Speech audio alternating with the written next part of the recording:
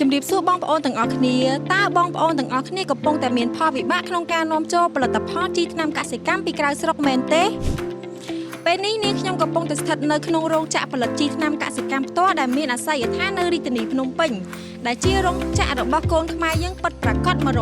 100% បន្តិចទៀតនេះនាងខ្ញុំនឹងធ្វើការបង្ហាញបងប្អូនទាំងអស់គ្នាអំពីសង្វាក់ផលិតកម្មដំណើរការនៃការផលិតជីថ្នាំកសិកម្មរបស់ក្រុមហ៊ុនយើងខ្ញុំក្រុមហ៊ុនសឹងមាសកសិកម្មយើងខ្ញុំមានការយកចិត្តទុកដាក់ខ្ពស់លើរាល់ការលាយផ្សំនិងការវេចខ្ចប់គ្រប់ផលិតផលកសិកម្មទាំងអស់របស់ក្រុមហ៊ុនយើងខ្ញុំគឺបានធ្វើឡើងស្របតាមស្តង់ដារត្រឹមត្រូវការប្រើប្រាស់ឧបករណ៍ទំនើបស្របតាមស្តង់ដារក្នុងការវេចខ្ចប់និងលាយផ្សំ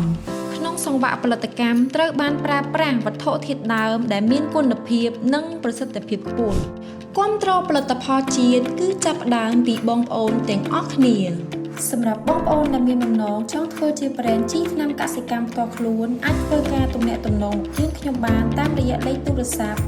ឬ Facebook Page ផ្ទាល់សូមអរគុណ